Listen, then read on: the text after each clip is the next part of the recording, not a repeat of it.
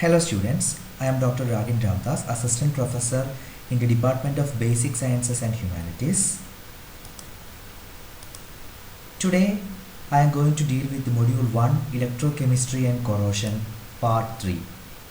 Part 3 contains the topics corrosion, electroless plating and galvanic series. Now, what is meant by corrosion?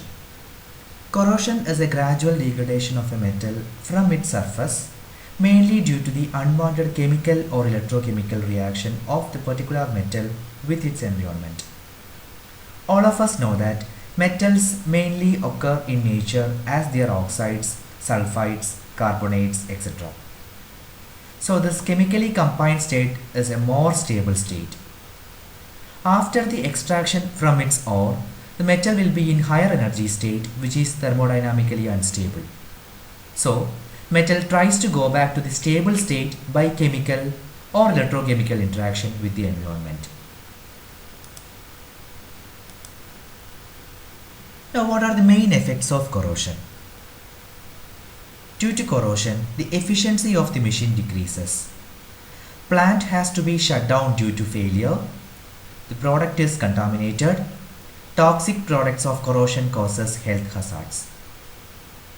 We can classify the factors affecting corrosion into two types: internal factors and external factors. The main internal factors are nature of the metal, position in the galvanic series, relative anodic and cathodic area, and purity of the metal. The main external factors are nature of the environment, temperature, humidity, and nature of impurities.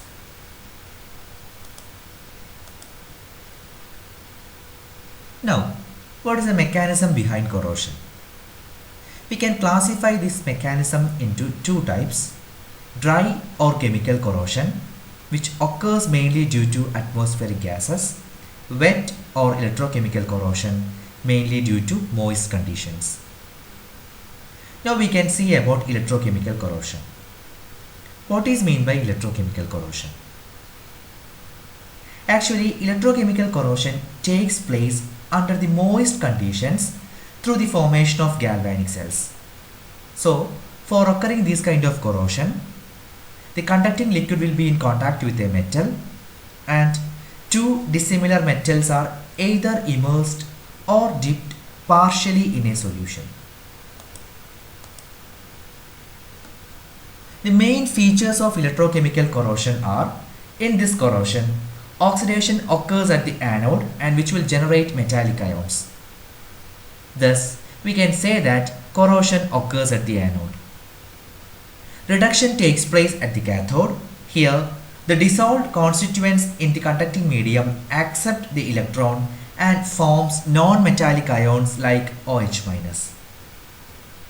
After the formation of these metallic and non-metallic ions, the diffusion of metallic and non-metallic ions towards each other through the conducting medium occurs, which will form the corrosion product somewhere between anodic and cathodic areas. We can classify corrosion into different types. The first type is hydrogen evolution corrosion in acidic medium. In this type of corrosion, the metals react in the acidic environment and are dissolved to release hydrogen gas. So all the metals which lies above hydrogen in electrochemical series shows this kind of corrosion. And in this corrosion, anodic area is larger comparing to cathodic area. Mainly this kind of corrosion occurs in the absence of sufficient amount of oxygen. And in this corrosion, displacement of H+ ions from acidic solution by the metal takes place. The metals having higher negative reduction potentials will act as anodic part and will suffer due to corrosion. This is the schematic representation of hydrogen evolution corrosion in acidic medium. Here, the small rectangular part is acting as the cathodic area and this larger part is acting as the anodic area. In this corrosion, the main reactions are: at anode, Iron get oxidized to Fe2 plus. At cathode, H plus get reduced to release hydrogen gas.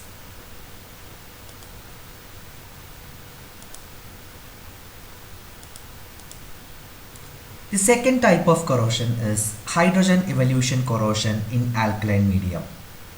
Hydrogen evolution corrosion does not take place in the case of iron immersed in alkaline medium. Why?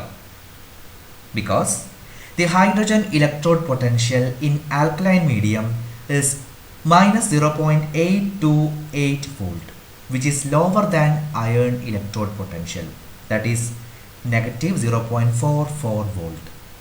So, metals like aluminium can give hydrogen evolution corrosion in alkaline medium, and the reactions are: at anode, aluminium will get oxidized to Al3 plus. At cathode, water will get reduced to release hydrogen gas and OH minus ions. The third classification of electrochemical corrosion is oxygen absorption corrosion in acidic medium. This kind of corrosion occurs when the metals are in contact with water having dissolved oxygen in acidic or neutral medium. In this kind of corrosion, Fe2 plus produced can further oxidize to Fe3 plus, that is ferric, in acidic or neutral medium because the oxygen electrode potential is greater than that of standard electrode potential of ferric to ferrous conversion, that is 0.77 volt. The ferric ion produced here forms an insoluble precipitate of ferric hydroxide FeOH thrice, which is commonly known as yellow rust. If the amount of moisture is very less, then we will get black rust with chemical formula FeO Fe2O3, commonly called as magnetite. The rust formation leads to intense localized corrosion, which is known as pitting corrosion. The precipitate adhered area is not in contact with oxygen. In this area, iron oxidizes and pits are formed. That is why we are calling this kind of corrosion as pitting corrosion.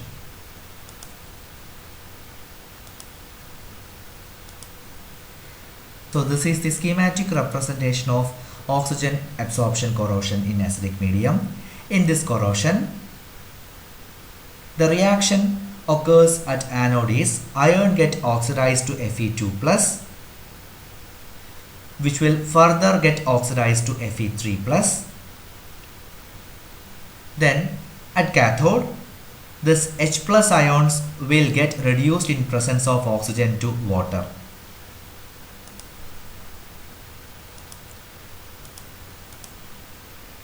The last classification is oxygen absorption corrosion in alkaline medium.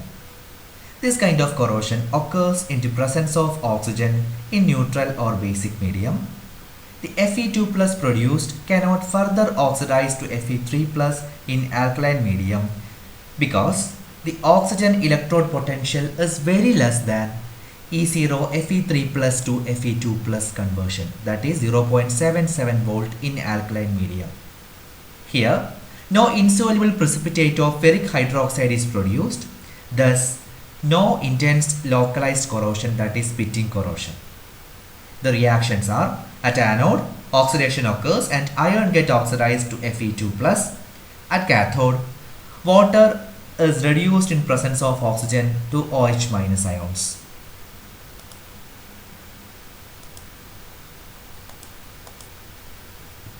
Now we are moving to the next topic, electroless plating. Electroless plating is a method of depositing a metal from its own salt solution on a catalytically active surface of the metal to be plated using suitable reducing agent without electricity. So, if you have a metal ion and if you are mixing it with reducing agent, you will get metal plus oxidized product. This is the schematic representation of electroless plating. So here you can see the metal ions as MEZ plus, which is getting reduced by taking electrons released by this reducing agents. So this electroless plating is a chemical autocatalytic metal coating process without the use of electric power. And this is an example for non-galvanic plating method. Now, what are the main features of electroless plating? Or what are the procedure adopted for this method? The metal piece which is to be plated is immersed in a mixture of a reducing agent and a complexing compound. This produces a deposition of continuous layer on the surface by a controlled chemical reduction reaction. This process is auto-catalyzed by the metal or alloy being deposited. We can utilize this method for the easy preparation of films using simple equipment. The decrease in free energy involved in the redox reaction is the driving force for this electroless plating. Electroless nickel plating. This electroless plating is an autocatalytic reaction that deposits an even layer of nickel on the surface of a substrate. This method involves a pre-treatment in which the surface to be plated is first degreased for removing the oil content by using organic solvents or alkalis, which is followed by an acid treatment for removing the scalings. The electroless nickel plating bath contains nickel chloride, which is our coating solution, sodium hypophosphite, that is acting as a reducing agent for reducing metal from the salt, sodium succinate acting as the complexing agent for improving the coating purity, sodium acetate act as the buffer solution for maintaining the pH. In electroless nickel plating, the pre-treated object is immersed in the plating bath for the required time and the following reaction occurs and nickel gets coated over the object. The reactions are: at anode, this hypophosphite ion is converted into dihydrogen phosphite ion, and at cathode, Ni2 plus ions get reduced to nickel. The main advantages of this method is we are not using any electricity. It can be used to obtain uniform coating. Deposits are more compact and highly adherent. The main disadvantages are a post-heat treatment is required to improve the adhesion of the nickel. Also, we have to ensure that the heat treatment does not temper soften the existing material. We can apply this kind of electroless plating in electronic applications, automobile field, and in decorative field.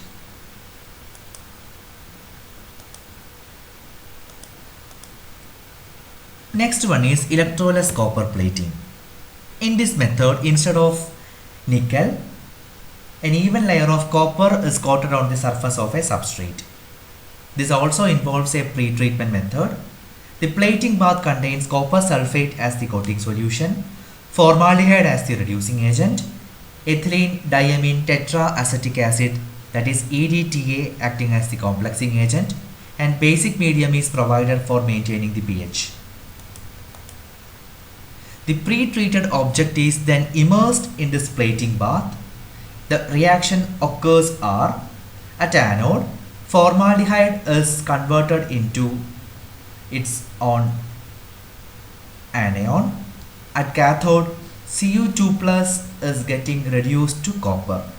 So this is a picture of stainless steel before copper plating and after copper plating. The main advantages of this method is we will get an even coating, no electrical power, flexibility in plating thickness. The main disadvantages are formaldehyde is a human health hazard.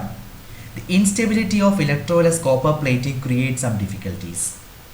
We can utilize this method for plating non-conductors, in bathroom fixtures, for metallizing printed circuit boards. The next topic is galvanic series. Galvanic series is a series in which the metals and alloys are arranged in the order of their corrosion tendencies. So, a metal which is high in the series is more anodic and can undergo corrosion faster. So, in galvanic series, the electrode potentials are measured using calomel electrode as the reference one. Here you can see the galvanic series in which metals and alloys are arranged in the order of their corrosion tendencies, starting with magnesium and it is ending with platinum. What is the differences between electrochemical series and galvanic series? In electrochemical series, metal electrodes are arranged in the increasing order of their reduction potential. But in galvanic series, this arrangement is in the order of corrosion tendency. Electrochemical series can predict the relative displacement tendency. Galvanic series can predict the relative corrosion tendencies. The reference electrode used in electrochemical series is standard hydrogen electrode, that is SHE. The reference electrode used in galvanic series is calomel electrode. In electrochemical series, the position of a metal is fixed. In galvanic series, the position of a metal may change. Alloys are not included in the electrochemical series, but it is included in the galvanic series. The standard electrode potential E0 is measured by dipping pure metals in their 1 molar salt solution. But in galvanic series, this standard electrode potential is measured by dipping pure metals in unpolluted seawater. Cathodic protection. Cathodic protection is an electrochemical method of preventing corrosion on metallic structures that are exposed to electrolyte, mainly soil and water. So, by cathodic protection, we are eliminating the anodic sites, that is corrosion sites, and convert the entire metal into cathodic site. This kind of protection methods are mainly classified into two types: sacrificial anodic protection and impressed current cathodic protection.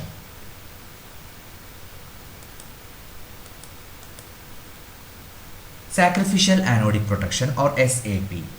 So this is an example for galvanic protection.